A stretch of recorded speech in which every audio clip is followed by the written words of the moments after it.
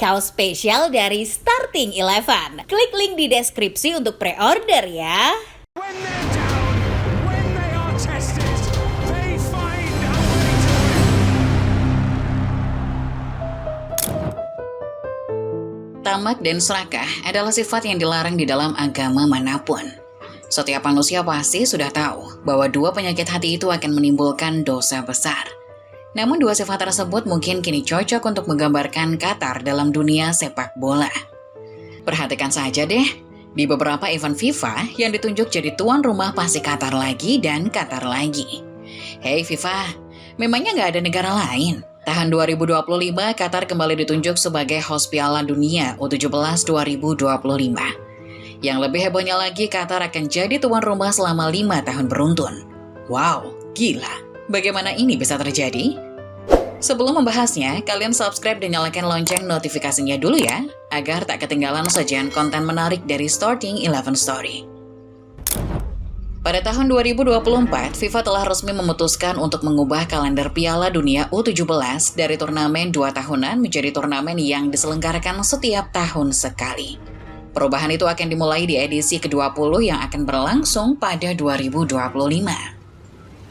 Pascal Zuberbohler, anggota grup studi teknis TSG FIFA, menuturkan bahwa perubahan kalender Piala Dunia U17 ini ditujukan untuk memberikan kesempatan lebih kepada pemain muda di bawah 17 tahun tampil di turnamen tingkat dunia secara terus-menerus setiap tahun. Menurutnya pengalaman bermain di turnamen internasional secara rutin akan membantu mengembangkan karir sang pemain di masa depan. Selain diubah kalendernya, Piala Dunia U17 juga sudah disepakati FIFA akan diubah dari segi jumlah peserta. Yang tadinya pesertanya cuma 32 menjadi 48. Menurut FIFA, menambah jumlah peserta akan memberi kesempatan yang lebih luas bagi negara-negara yang belum pernah atau sering gagal ikut Piala Dunia U17. Format baru tersebut nantinya akan dimulai di Qatar pada 5 hingga 27 November 2025. FIFA sudah memutuskan bahwa Qatar yang akan menjadi tuan rumah Piala Dunia U17 dengan proses penunjukan langsung. Yang menarik, Qatar ini juga ditunjuk secara borongan layaknya upah kuli bangunan. Bayangkan, Qatar nantinya akan menggelar Piala Dunia U17 selama 5 kali beruntun hingga tahun 2029. Penunjukan secara beruntun tersebut banyak dipertanyakan. Belum pernah ada satu negara menyelenggarakan event sepak bola yang sama selama 5 kali beruntun. Di Piala Dunia U17 juga baru sekali ini terjadi. Sebelumnya, sejak digelar dari tahun 1985, satu negara secara bergantian menjadi tuan rumah. Bahkan tidak ada satu negara yang lebih dari 2 kali menjadi tuan rumah. Di edisi terakhir, negara Asia Tenggara yang belum pernah ikut Piala Dunia U17 seperti Indonesia pun kebagian jatah jadi tuan rumah. Namun kini sikap FIFA berubah. Organisasi yang dipimpin Gianni Infantino itu beralasan Qatar ditunjuk selama 5 kali beruntun atas dasar kemampuan negara tersebut untuk menggunakan infrastruktur sepak bola yang telah ada. Hal itu demi mencapai tujuan efisiensi anggaran dan keberlanjutan. Loh, memangnya negara yang infrastruktur sepak bolanya memadai cuma Qatar doang? Alasan tersebut cenderung mengada-ngada, wong buktinya selama ini pindah-pindah tuan rumah juga efisien. Alasan FIFA tersebut malah semakin menimbulkan kecurigaan berlebih dari publik sepak bola terhadap hubungan gelap antara Qatar dan FIFA. Qatar dan FIFA ini sudah lama dikenal bak sejoli yang sering bersekongkol.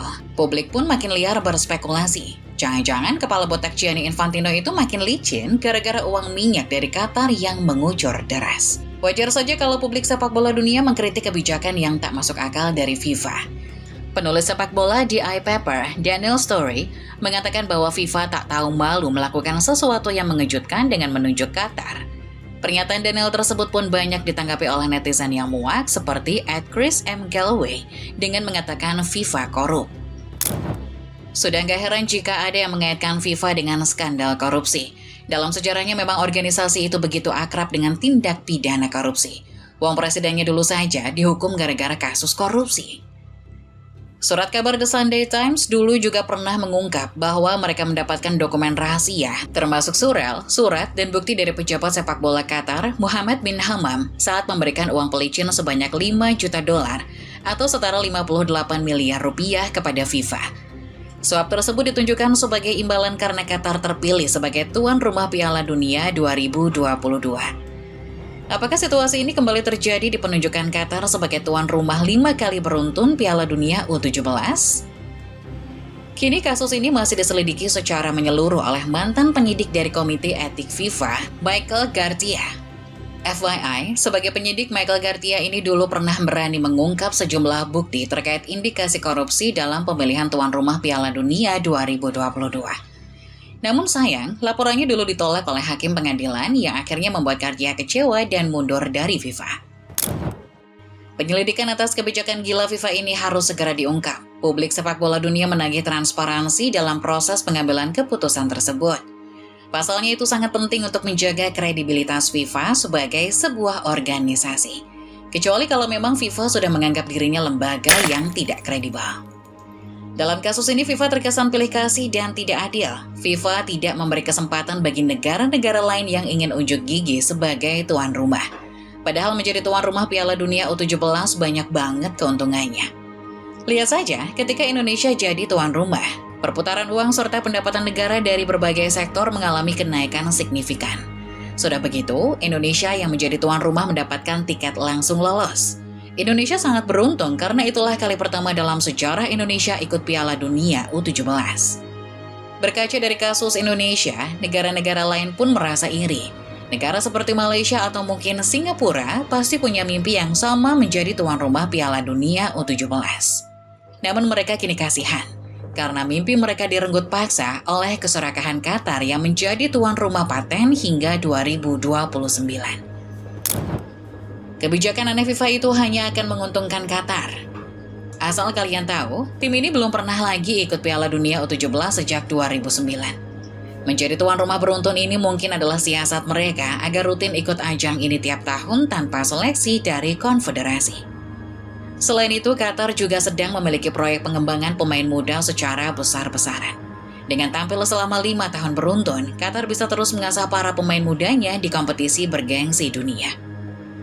Qatar kini sedang mengalami keterlambatan regenerasi. Pemain andalan mereka seperti Akram Afif maupun Almoez Ali, usianya kini sudah hampir menginjak 30 tahun. Belum muncul lagi pemain muda yang bisa menjadi penerus mereka. Timnas senior Qatar kini kondisinya juga masih terseok-seok di babak ketiga kualifikasi Piala Dunia 2026. Selain itu, dari segi ekonomi, Qatar juga bisa cuan banyak selama 5 tahun beruntun. Bayangkan, sekali penyelenggaraan saja seperti di Indonesia, untungnya sudah melimpah. Apalagi ini, 5 kali beruntun. Wih, tambah makin tajir tuh negara.